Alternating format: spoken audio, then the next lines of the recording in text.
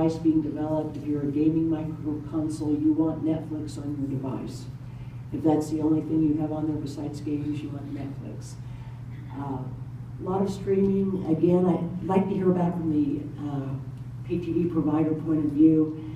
Is this something, do you see, I'll just go back to what role do you see for the streaming media players going forward? Let's start with GW. Sure.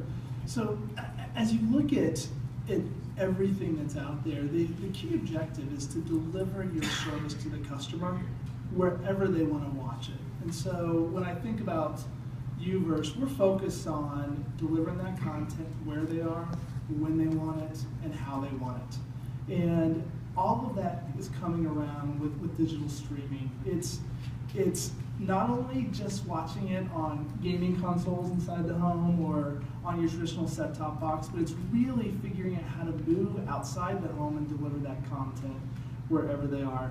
When I really think about what the future looks like and how streaming is going to play into it, I think we're all up here and we can all say that technology is not going to be what is going to hold us back from delivering that service.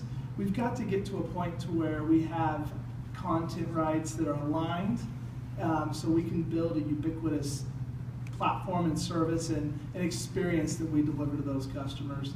We know the customers want it. At AT&T, we've seen our viewing go up 400% on our TV Everywhere application in just the last 12 months. It's really amazing at how much content people are really starting to watch, and it's just our focus to make sure that we're figuring out the best way to deliver it to them and working with our partners to come up with a game plan to do it.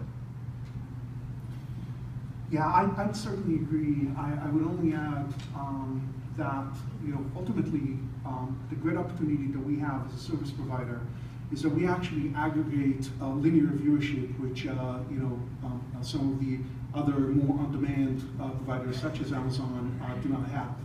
And the challenge is really how do you weave both the time-shifted content, whether it's on-demand or DVR, into the linear experience so that the immersive experience from a customer standpoint is complete. Certainly content rights is part of it, but it's also what is the UI representation that will present all of the options that the customers have, not just in a recommendation space, but also in more, I want to be entertained, I want to be entertained right now, and regardless of where it's carried on the pipe, make that available for me. And that's really what we're working on getting, because with so many choices, it's the challenge of weaving these three together is really what what we're embracing and what the great opportunity is from a customer standpoint.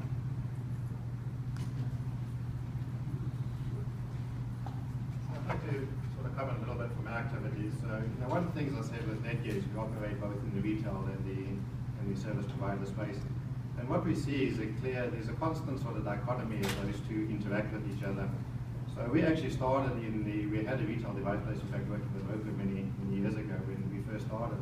And what we quickly found out in the consumer space was you really needed access to a lot of channels. So if your device didn't support Amazon and Netflix and Hulu and a whole bunch of other channels, the device wasn't really that interesting. So from a pure consumer point of view, people want a choice. They want a choice over the channels that they could get to. And we didn't really have access to all those customers, which is ultimately why we defocused on that market a bit. But we took that experience and now we had the hardware and we took the hardware to the service providers. And what we found for them, the problem was a little different. The service providers were faced with a plethora of devices that they needed to talk to. And they couldn't maintain a constant experience. Every TV is actually slightly different. Every device out there is slightly different. So they actually saw the streaming media device as an abstraction device. By talking to a streaming media device, they didn't have to support so many different types of endpoints. But really what they want to do is deliver their content and ideally not have you go off and access somebody else's content. So for many end users, a streaming media device is also a way to get content that you don't necessarily get from your operator. So you have your operator bundle, but every now and then you want to go do something else. And then in the last area, the role for the device for us, I think somebody said it great. The device at the end of the day is only an enablement. The purpose of the device is to enable you to watch whatever content you want to acquire.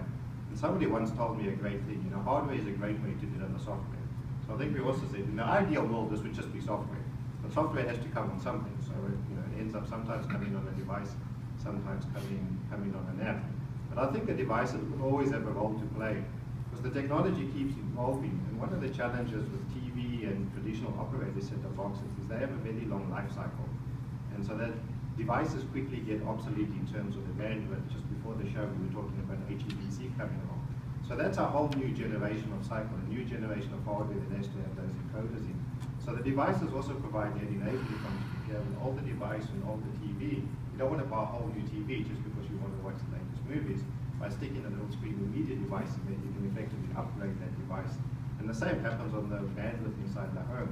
As we continue to raise quality requirements and raise performance requirements, you're going to continually have to upgrade your home network. And if there's been a limitation on devices that we've seen, is that very often the Wi-Fi performance is pretty weak. So the performance of the